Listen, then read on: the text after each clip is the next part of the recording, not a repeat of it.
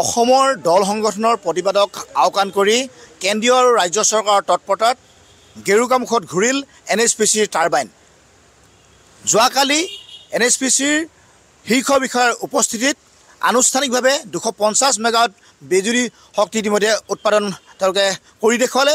আৰু ইতিমধ্যে এই খবৰ বিয়পি পৰাৰ পিছতে যিহেতু অসমৰ বিভিন্ন জাতীয় দল সংগঠন ইতিমধ্যে সৰব হৈ পৰিছে। আৰু এই মুহূৰ্তত যিহেতু মই ধেমাজি সদৰ উপস্থিত আছোঁ, ধেমাজি সদৰত সদৌ অসম ছাত্ৰ সন্থাৰ সহকাৰী সম্পাদক দীপক সমাৰ আমাৰ সৈতে আছে। আমি তেখেতৰ পৰা জানিব চেষ্টা কৰিম, যিহেতু NHPCৰ যি আন্দোলন 2002 চনত আচলতে NHPCৰ গেৰুকামুখ নামনি সোৱণশিৰি জলবিদ্যুৎ প্ৰকল্প আৰম্ভ হোৱাৰ পৰা ধাৰাবাহিকভাৱে সদৌ অসম ছাত্ৰ সন্থাই আন্দোলন অব্যাহত ৰাখিছে। তাৰ পিছতো কিন্তু অসমৰ বিভিন্ন জাতীয় দল সংগঠনৰ বাৰম্বাৰ প্ৰতিবাদ কৰি অহাৰ পিছতো কিন্তু চৰকাৰৰ গা নলৰিল। যিহেতু নামনি সোৱণশিৰি জলবিদ্যুৎ প্ৰকল্পৰ যি আশাপূৰ্ণ আচলতে তেওঁলোকৰ প্ৰাক্কলন, সেই আশাপূৰ্ণ প্ৰাক্কলনৰ যি আচলতে বিশেষজ্ঞ সমিতি প্ৰতিবেদনক আওকাণ কৰি উচ্চতম ন্যায়ালয়ৰ যি আচলতে নিৰ্দেশনা, সেই নিৰ্দেশনাকো আওকাণ কৰি ইতিমধ্যে 250 মেগাৱাট বিদ্যুৎ যোৱাকালি উৎপাদন তেওঁলোকে পৰীক্ষা সম্পন্ন কৰিলে। আৰু অহা ডিচেম্বৰৰ ভিতৰত তেওঁলোকে আন যি আচলতে 3টাকৈ টাৰবাইন তেওঁলোকে কাৰ্যক্ষম কৰিবলৈ তেওঁলোকে তৎপৰ হৈ পৰিছে। আৰু আমি যিহেতু স্বতন্ত্ৰ প্ৰতিনিধি আছে, যিহেতু কালি NHPC যি ধৰণে তেওঁলোকে সংগোপনে যিহেতু প্ৰাণশিল্পী জুবিন গাৰ্গৰ লগত অসমৰ ৰাইজ দল সংগঠন ব্যস্ত আছে, তেনে মুহূৰ্তত কিন্তু NHPCয়ে ইতিমধ্যে তেওঁলোকৰ নামনি সোৱণশিৰি জলবিদ্যুৎ প্ৰকল্পৰ কাম ইতিমধ্যে তেওঁলোকে বিদ্যুৎ উৎপাদনৰ কাম আৰম্ভ কৰিছে। কি ক'ব এই মুহূৰ্তত?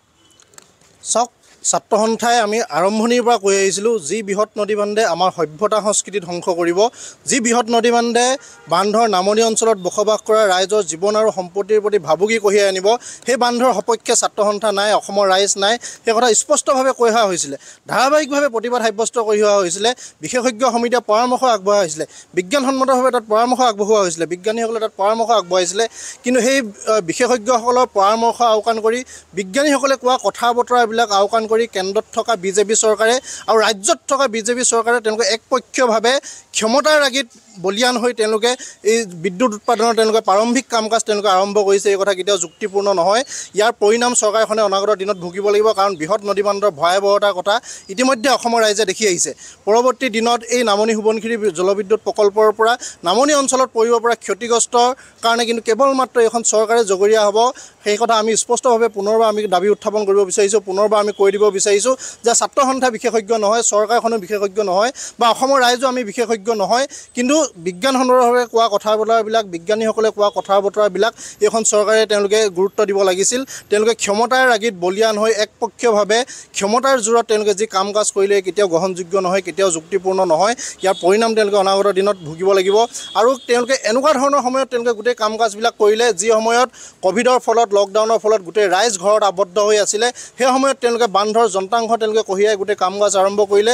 আৰু এই সময়ত যি সময়ত প্ৰাণৰ শিল্পীগৰাকী জুবিন গাৰ্গৰ ন্যায়ৰ দাবীত সমগ্ৰ ৰাইজে প্ৰতিবাদ সাব্যস্ত কৰি আহিছে, প্ৰাণৰ শিল্পীগৰাকীৰ মৃত্যুত গোটেই ৰাইজ শোকস্তব্ধ হৈ আছে, সেই মুহূৰ্তত তেওঁলোকে গোপনে তেওঁলোকে বিদ্যুৎ উৎপাদনৰ কাম কাজ আৰম্ভ কৰিছে। ইয়াৰ পৰিণাম কিন্তু অনাগত দিনত NHPCয়ে আৰু এইখন চৰকাৰে কেন্দ্ৰত থকা BJP চৰকাৰ আৰু ৰাজ্যত থকা BJP চৰকাৰে কিন্তু ইয়াৰ পৰিণাম অনাগত দিনত কিন্তু ভুগিব লাগিব। হয়, এয়া আছিল সদৌ অসম ছাত্ৰ সন্থাৰ সহকাৰী সম্পাদক দীপক শৰ্মা। আৰু এটা কথা উল্লেখ কৰিব লাগিব যে NHPCয়ে যোৱাকালি যি আচলতে গেৰুকামুখৰ যি নামনি সোৱণশিৰি জলবিদ্যুৎ প্ৰকল্প, তেওঁলোকৰ শীৰ্ষ বিষয়া যিটো CMD আৰু তথা তেওঁলোকৰ প্ৰজেক্ট ডাইৰেক্টৰ যি আচলতে ডাইৰেক্টৰ অফ প্ৰজেক্টছ, আৰু তেওঁলোকৰ প্ৰায় এটা বৃহৎ দল আহিছিল। আৰু ব্যাপক নিৰাপত্তাৰক্ষী বেহুৰ মাজেৰে ধেমাজি আচলতে ডিব্ৰুগড়ৰ যি আচলতে মোহনবাৰী বিমানবন্দৰৰ পৰা তেওঁলোকক লৈ যোৱা হৈছিল। আৰু তেওঁলোকে বিয়লি ভাগত সম্পূৰ্ণ সেই যি তেওঁলোকৰ উৎপাদনৰ যি তেওঁলোকৰ সেই কাৰ্যক্ষম হোৱাৰ যি আচলতে পূজা পাতলত তেওঁলোকে অংশগ্ৰহণ কৰিছিল। আৰু পৰৱৰ্তী সময়ত তেওঁলোকে কালিয়েই আচলতে তেওঁলোকে উভতি গৈছিল দিল্লীলৈ। আৰু অসমৰ ৰাইজক আচলতে চকুত ধুলি দি এক প্ৰকাৰ NHPCয়ে যি গেৰুকামুখৰ বৃহৎ বান্ধ ইতিমধ্যে নিৰ্মাণ কাৰ্যক্ষম সম্পূৰ্ণ কৰাৰ দিশে আগবাঢ়িছে।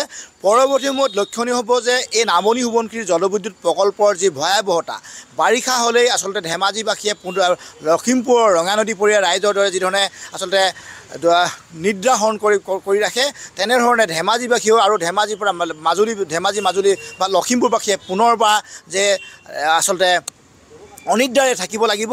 কাৰণ NHPCয়ে যিকোনো মুহূৰ্ততে বাৰিষা হ'লেই খুলি দিব ডেমৰ দুৱাৰ আৰু সেই দুৱাৰ খুলি দিয়াৰ পিছতে আচলতে এই যে নামনি অংশত কেনেধৰণে ভয়াৱহতা পৰিৱেশে বিৰাজমান কৰিব সেয়া কিন্তু আমি নকলেও হ'ব। ইয়াৰ ভয়াৱহতা ইতিমধ্যে ৰাইজে প্ৰত্যক্ষ কৰিছে।